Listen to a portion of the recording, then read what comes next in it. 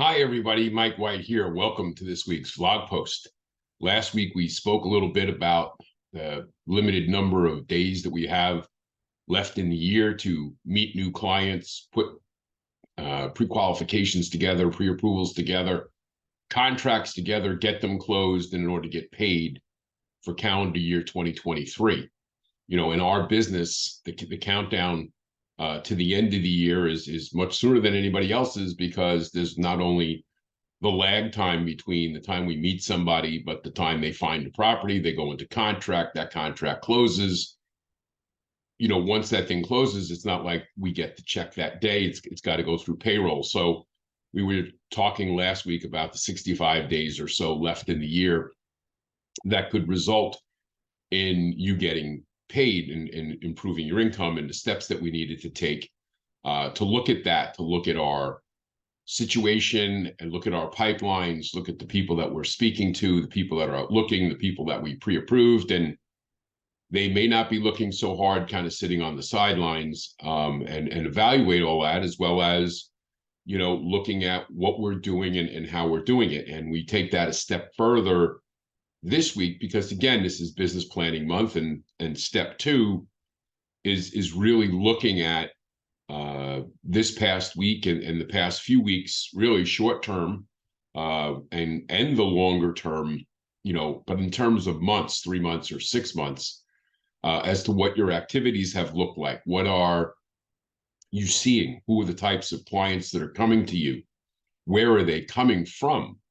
Who are the referral partners that when you think of your top referral partners and you write them down on a list of who you think is number one, number two, whatever, you go through that entire list. You go through the list of other places that your transactions come from. Maybe it's social media, maybe it's any part of consumer direct marketing, maybe it's some of the things that happen from your database activities, things that you're doing specifically to generate opportunities for yourself and your referral partners. What does that look like? The deals that are closing now, the people that are coming to you now.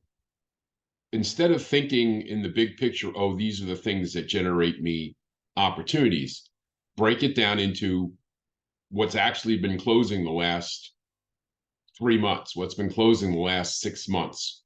Where did those transactions come from? What specific people, what specific opportunities, what specific areas, what types of borrowers? Try to really take a look at, because in our business, as you well know, it's not static. And certainly as interest rates are rising, the phenomenon we've seen in the past, month or so, is that a lot of people that were sitting on the sidelines waiting for home prices to go down and waiting for interest rates to retreat, those people have made the decision that they're not comfortable waiting, that they want to get the house that they want to get. They want to stop the rise in prices of housing by going under contract and closing on a house. They'll pay the higher interest rate on the loan simply because there's no guarantee that that rate won't go higher. We talked about, those people who were complaining when rates hit 4 that they wanted 3 are thrilled. The people who are complaining at 5 that they wanted 4 are currently thrilled. The people who wanted 5 and got 6 right now are thrilled. And we can say that on and on and on. The people who were complaining the entire way up are coming to the realization that rates aren't necessarily going to go ever back to 2%.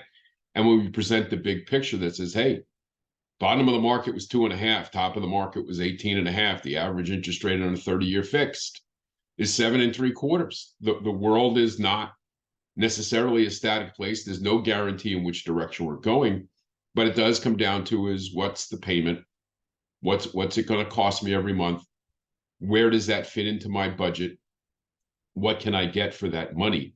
And it's in the picture of the overall budget. And I think those are things that are going to be important to have conversations about continuing going forward, as well as looking at where that business is coming from, because the stuff that we think people are reacting to may not necessarily be their reaction.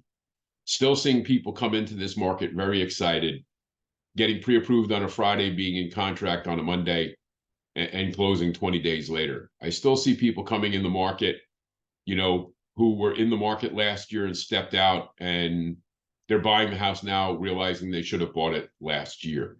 Those stories are frequent, but we're also seeing people, again, who really don't have a big picture of what home prices are or what interest rates are or whatever. They've just gotten to the point in their lives that they don't want to rent anymore. They want to buy a house. And what's the process? Explain it to me. What's the cost going to be? And they move on. They may not be as sensitive to market conditions as a lot of us are, because we deal with it on a day-to-day basis. So you have to be clear on that. And that's why we also suggest that when you're talking to your pre-approvals, when you're talking to the people that closed, look at their situations, look at their circumstances, be aware of that information, and celebrate publicly the victories of people making the decision to buy a house and accomplishing that task. Because for everybody that closes, there's 2 or 3 people on the sideline who have been convinced that now is a bad time to do anything. And it may be for them, but for the person who's sitting on the sideline, who it really would be a good idea that they would have done this or should go out and do it or would be a benefit to them, who are being convinced either by social media or the things that pundits are saying, they quote unquote experts, they're the ones that are losing out, and it's costing them dramatically. Ask anybody that you've talked to over a year ago that didn't pull the trigger. I guarantee you, every one of those people who was pre-approved last year, who wanted to buy a house last year, who didn't buy that house last year, if you spoke to them, they'd honestly tell you they made a mistake by not buying the house back then. They should have bought that house back then. They'd have felt a lot better about it today had they done that then. So just keep that in mind. Also, yesterday we had more inflation data. This morning we're going to have more inflation data. We're also going to deal with, unemployment numbers, the, initial claims as well as continuing claims can certainly impact the market. We've seen, unfortunately, the war in the Middle East, the markets, as they will do from time to time when there's global unrest, they will flee to, dollar-backed securities. They will flee to the United States to park their money.